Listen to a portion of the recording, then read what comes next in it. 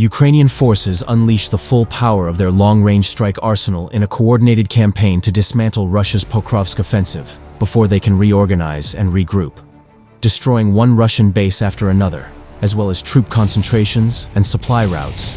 They shattered the enemy's buildup, paving the way for Ukrainian infantry to advance. Despite already massive losses and several pockets of encircled troops in the Dobropillia salient, the Russians are trying to salvage the Pokrovsk disaster in the only way they know how, by deploying even more infantry and making it bigger.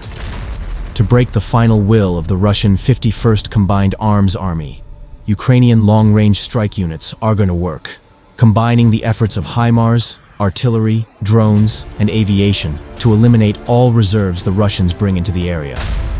One video shows a Russian motorcycle assault group trying to gather under tree cover near a road, but seconds later, HIMARS fire reduces them to burning wreckage.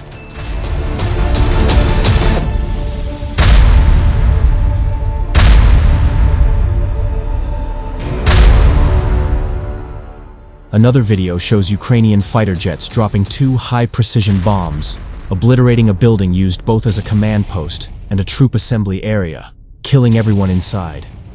Near Uspanivka, a Su-27 was led by drone reconnaissance and targeted stormtroopers preparing for an attack with JDAM bombs, wiping them out in an instant.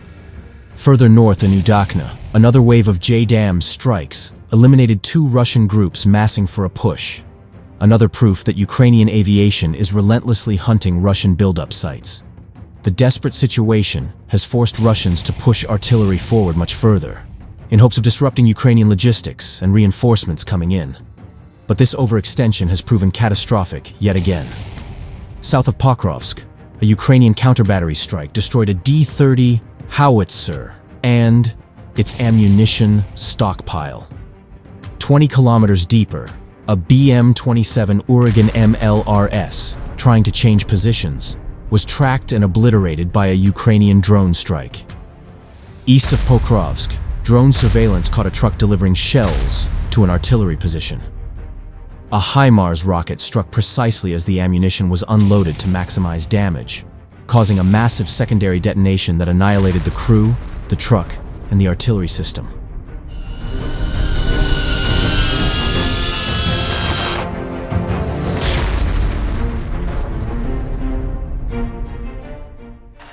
Russian attempts to rely on air support also backfired south of Pokrovsk, when an Mi-8 helicopter tried to deliver supplies to ground units, but was intercepted by Ukrainian FPV drones.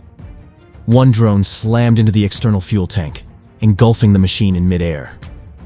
A second Ukrainian drone confirmed the crash site, showing the burning wreck and the lack of survivors, with Russians claiming at least some of the crew managed to survive.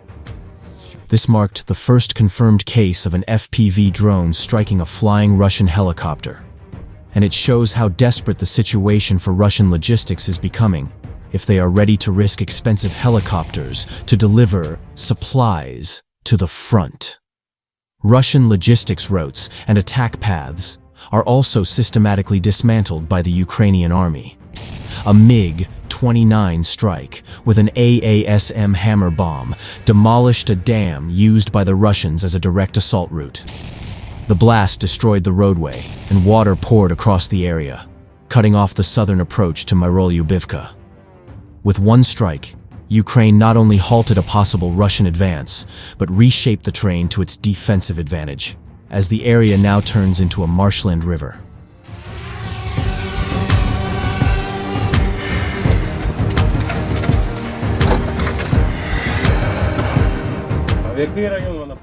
Another video shows how Ukrainian drones target Russian soldiers forced into assaults on crutches, as survivors and wounded alike are being thrown into battle. This highlights how Russian commanders don't have enough healthy soldiers to send forward, warning signs that the Russian Pokrovsk offensive is in the final moments before reaching its breaking point. Overall, Ukraine's strike campaign shows that Russia has no way out of the Pokrovsk disaster. The hope of Russian commanders to escape the unsuccessful Dobropillia breakthrough attempt by overwhelming Ukrainians with mass assaults and diverting attention is being crushed by Ukraine's well-integrated strike defense network.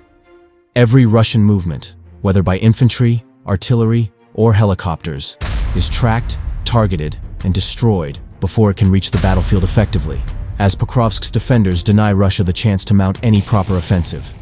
The result is a battlefield where every Russian effort ends in ruins, and every new assault only deepens the catastrophe. In northern Kharkiv Oblast, Russian forces advanced west of the Vovchansk oil extraction plant in northwestern Vovchansk, based on geolocated footage from the 2nd of October. Attacks continued northeast of Kharkiv city, near Vovchansk, Sinelnikova, and Vovchansky Khutori on the 1st and 2nd of October.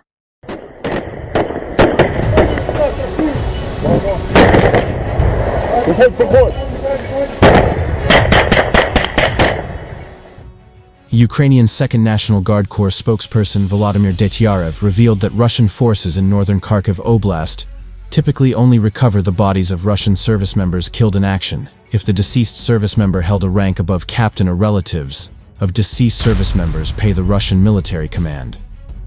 Detyarev reported that Russian small infantry groups attempt to seize positions near the international border between Hlybok and Lukyantsy, but face failure due to extended kill zones created by Ukrainian drone concentrations.